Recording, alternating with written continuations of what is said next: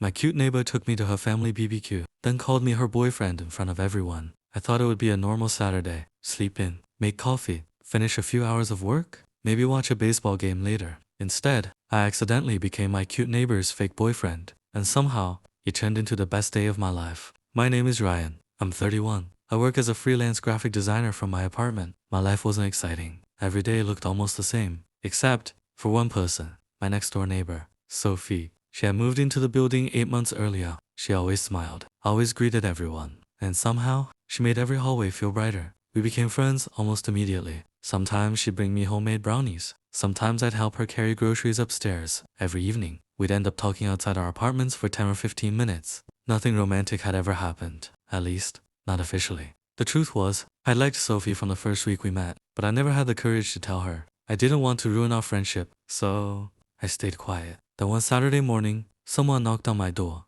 I opened it. There she was, wearing a light blue summer dress. Her hair was tied back in a ponytail. She looked beautiful, but also a little nervous. "Morning," she said. "Morning?" She held up a bowl covered with aluminum foil. "I made potato salad?" I laughed. "Should I congratulate you?" She smiled. "No, I need a favor." I stepped aside. "Come in." She walked inside and looked around my messy apartment. She pointed at the pizza box on my table. "You seriously had pizza for breakfast?" It was left over. She folded her arms. "You need help." I laughed. "And you're volunteering." "Maybe." She walked into my kitchen, opened my refrigerator, then sighed dramatically. "You have ketchup, 3 bottles of water, and absolutely nothing else." I was planning to go shopping. "Sure you were." She closed the fridge. "You'd probably starve without me." I prefer the word independent. She laughed so hard, she almost dropped the potato salad. I couldn't stop smiling. Moments like this happened all the time. Talking to Sophie always felt easy. Finally, she became serious. "My family is having a barbecue today. Sounds fun." It usually is. She looked down at the floor. "My relatives keep asking why I'm still single." I nodded. "I can imagine." She took a deep breath. "So, I may have told them. I've been dating someone." I blinked. "Oh, they're all excited to meet him." I crossed my arms. "Poor guy." She looked directly into my eyes. "It's you." I nearly dropped my coffee mug. "What?" I told them, "You're my boyfriend." I stared at her for 5 whole seconds. Then I laughed. She didn't. "Oh, you're serious." She slowly nodded. I panicked. They wouldn't stop asking questions. So I described, "You?" I rubbed my forehead. "So your entire family thinks we've been dating." She gave me the cutest guilty smile I'd ever seen. "Just a little." "A little?" "For 3 months." I burst out laughing. "You created an imaginary relationship and made me the main character." She covered her face. "When you say it like that, it sounds terrible." "It is terrible." "I know." She looked so embarrassed. I couldn't help teasing her. "So, what exactly do they know about me?" She counted on her fingers. "They know you love dogs." "True." "They know you're funny." "I try." "They know you make amazing pancakes." I frowned. I've never made pancakes. I had to improvise. I laughed again. "And what if they asked me about our first date?" "I already invented one." "You what?" "It was at an Italian restaurant." "I don't even like Italian food." "I know." I forgot. We both started laughing so hard. Neither of us could breathe. After a minute, she became quiet again. "I know this is a crazy favor. You can say no. I'll understand." She looked genuinely nervous. I had never seen her like that before. Then, without thinking, I smiled. "What time do we leave?" Her eyes widened. "Really? Really?" She jumped with excitement. Then, before she realized what she was doing, she hugged me. It lasted only 2 seconds, but my heart was racing for the next 2 minutes. She quickly stepped back. "I'm sorry." I got excited. I smiled. "I noticed." She laughed. "I owe you." "You definitely do. I'll cook dinner for a week." 2 weeks. "Deal." As she walked toward the door, she suddenly turned around. "Oh, one more thing." "What?" She smiled innocently. "My dad loves dad jokes. My grandma hugs everyone. My little nephew asks very embarrassing questions. And my mom cries during happy moments." I froze. "Wait, how many people are going?" She answered casually. "About 30. 30? She nodded. "Don't worry, they're all nice." As she left, I looked at the closed door, then whispered to myself, what have I just agreed to? Little did I know, the craziest day of my life hadn't even started yet. Meeting the family. An hour later, I stood outside my apartment wearing the nicest shirt I owned. Sophie looked me up and down. She smiled. "You actually clean up pretty well." I grinned. "Don't sound so surprised." She laughed. "I was expecting another pizza-stained t-shirt. I have standards." "Oh really?" She pointed at my shoes. "You forgot to take the price sticker off." I looked down. There it was. A bright white sticker stuck to the bottom. She laughed so hard, she had to hold onto the wall. "Please don't tell anyone." "Oh, I'm definitely telling everyone." I peeled it off while shaking my head. This fake relationship is already ruining my reputation. Too late. 25 minutes later, we pulled into her parents' beautiful farmhouse. The backyard looked like something out of a movie. Colorful lights hung between the trees. Music played softly. Kids were running around with water balloons. The grill was covered with burgers, ribs, and corn. The smell alone made me hungry. Before getting out of the car, Sophie took a deep breath. Nervous? I asked. A little. I've lied to them for months. I smiled. Don't worry, I'll survive. She looked at me. Ready? As ready as a fake boyfriend can be. She laughed, then gently slipped her hand into mine. My heart skipped a beat. The moment we walked through the gate, someone shouted, Sophie's here. Every conversation stopped. Almost 30 people turned to look at us. I whispered. I suddenly forgot how to breathe. She squeezed my hand. You'll be fine. Then she smiled at everyone. Everyone. This is Ryan, my boyfriend. The backyard exploded with cheers. Her mom rushed over first. Oh my goodness. So you're finally real. Before I could answer, she wrapped me in the biggest hug of my life. You are officially part of this family today. I laughed nervously. Thank you. I think. Then her dad walked over. Tall. Bearded. Serious look. He shook my hand firmly. So, you're the famous Ryan? I swallowed. Hopefully for good reasons. He stared at me for 2 long seconds, then suddenly smiled. I'm kidding. He pulled me into a hug. Welcome to the family barbecue. I quietly whispered to Sophie. I thought he was going to interrogate me. She giggled. He does that to everyone. Just then, a little boy ran over. He couldn't have been older than 6. He looked at me very seriously. Are you really my future uncle? I nearly choked on my lemonade. The whole family burst into laughter. Sophie covered her face. Ethan? What? He shrugged. Grandma said if Ryan is nice, he might become my uncle. Even Grandma laughed. I bent down beside him. Well, I guess we'll have to wait and see. He nodded thoughtfully. Okay, but I already like you. A few minutes later, everyone gathered around the grill. Sophie's dad handed me a barbecue apron. It had huge letters across the front. Kiss the cook. The whole family started laughing. I looked at Sophie. You planned this, didn't you? She tried not to laugh. I might have, as I flipped burgers. She walked over beside me. You missed a spot. What spot? Without warning, she dabbed a little barbecue sauce on my cheek. There. Now, everyone laughed even harder. Oh, no. She smiled. I made it worse. She grabbed a napkin, stepped closer, and gently wiped the sauce off my face. For a second, everything around us disappeared. We were standing inches apart, looking into each other's eyes. Then, her cousin loudly yelled, Get a room. The entire backyard erupted with laughter. Both of us turned bright red. Later, the kids started a water balloon fight. I tried to stay out of it. Bad idea. A balloon landed right on my shoulder. Splash. Its cold water soaked my shirt. I turned around. Sophie stood there, trying very hard not to laugh. You did that? She nodded proudly. You looked too clean. Oh?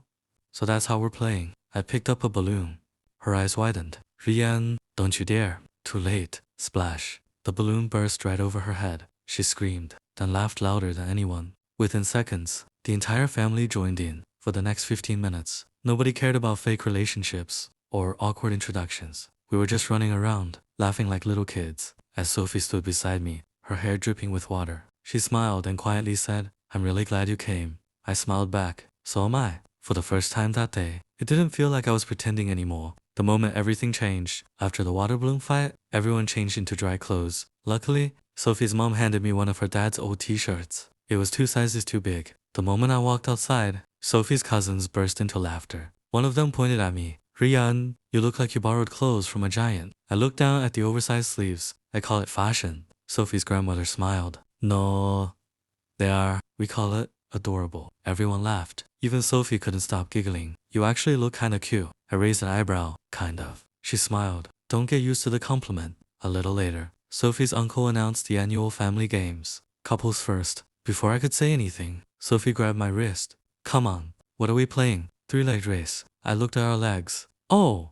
This is going to end badly. Her cousin tied one of my legs to Sophie's. The whistle blew. Everyone started running. We made it exactly 3 steps. Then both of us fell into the grass. The whole backyard exploded with laughter. Sophie laughed so hard, she couldn't even stand up. I looked at her. This is your fault. My fault. You're the one with tiny steps. My legs are perfectly normal. You walk like a penguin. She gently pushed my shoulder. You walk like a baby giraffe. Even I couldn't stop laughing. We finally reached the finish line. Dead last. Sophie's little nephew clapped anyway. You two lost together. That's romantic. Later, everyone gathered under a huge oak tree for homemade desserts. Sophie's grandmother handed me a slice of apple pie. I made this. I took one bite. My eyes widened. This is incredible. She smiled proudly. I knew you'd fit into this family. Sophie looked at me. Careful. If Grandma likes you, she'll never let you leave. Grandma laughed. She's absolutely right. As the afternoon slowly turned into evening, the backyard became quieter.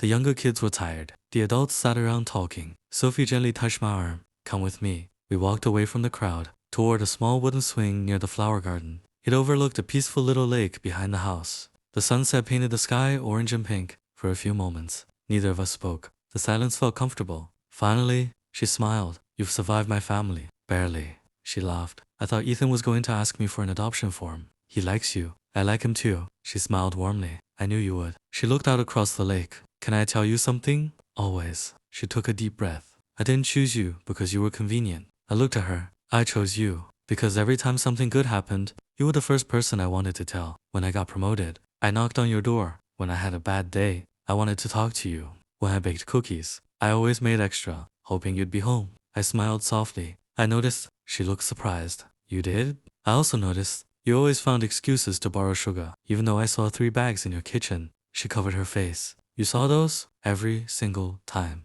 She started laughing. I can't believe you knew. I've known for months. She became quiet again. So, why didn't you ever ask me out? I smiled. Because I thought you were way out of my league. She stared at me in disbelief. Rian, I've had a crush on you since the day you helped me carry my couch upstairs. I blinked. Seriously? She nodded. You even bought me coffee the next morning. I couldn't stop smiling all day. I laughed. I only bought the coffee because I accidentally spilled mine on your shoes. She laughed so hard, she almost fell off the swing. I forgot about that. You smelled like vanilla coffee for 2 days. At that moment, a gentle breeze blew across the lake. Without thinking, our hands found each other. This time, neither of us let go. Across the yard, her family watched quietly. Sophie's mom smiled. Her dad whispered something to Grandma. Grandma simply nodded, like she'd known this would happen all along. For the first time, it didn't feel like we were pretending. It felt like we were exactly where we were supposed to be. The best surprise wasn't the fake relationship. The sun was beginning to set. Golden light covered the backyard. The barbecue was almost over.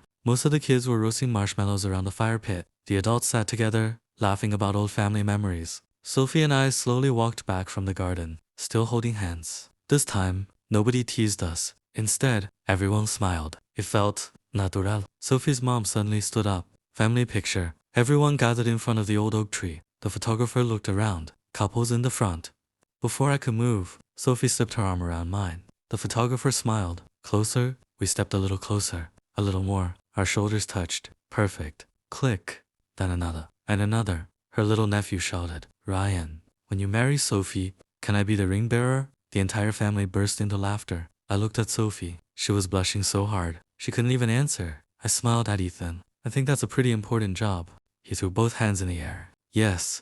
A few minutes later, Sophie's dad walked over carrying 2 glasses of lemonade. He handed one to me. You know, when Sophie first started talking about you, I wasn't sure if you even existed. I laughed. Honestly, neither was I. He smiled. I've never seen my daughter smile this much. He looked toward Sophie. Thank you. Those 2 words meant more than he probably realized. As people started saying goodbye, cars slowly pulled out of the driveway. The backyard became quiet. Only fairy lights and crickets remained. Sophie looked at me. Would you help me carry a few things inside? Of course. We carried chairs, empty bowls, and decorations into the garage. Finally, there was nothing left to do. She closed the garage door. For the first time all day, we were completely alone. She leaned against the table and smiled. So, our fake relationship survived. I laughed. I think your grandma is already planning our wedding. She covered her face. She's probably picked baby names by now. We both laughed. Then, the laughter faded. She looked into my eyes. I have to tell you something. You can tell me anything. She took a slow breath. I never planned for today to happen like this.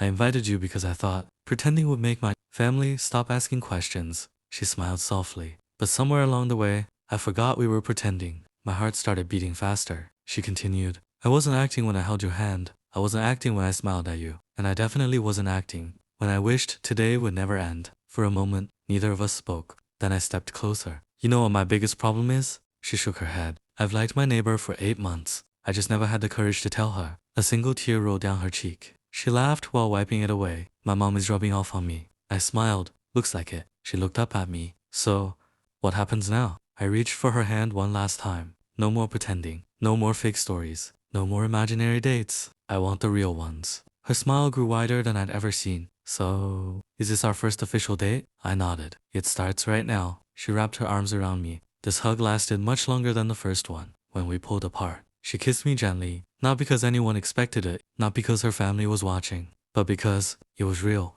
6 months later, another family barbecue. Same backyard, same fairy lights, same laughter. Only one thing was different. This time, Sophie's dad tapped his glass with a spoon. I have an announcement. Everyone became quiet. I looked at Sophie. She smiled. I reached into my pocket, pulled out a small velvet box, and got down on one knee. The backyard fell completely silent. Sophie, the best decision I ever made was saying yes to one crazy invitation. So today, I have one more question. This time, it's real. Will you marry me? She didn't answer immediately. Instead, she laughed through happy tears, jumped into my arms, and shouted, "Yes."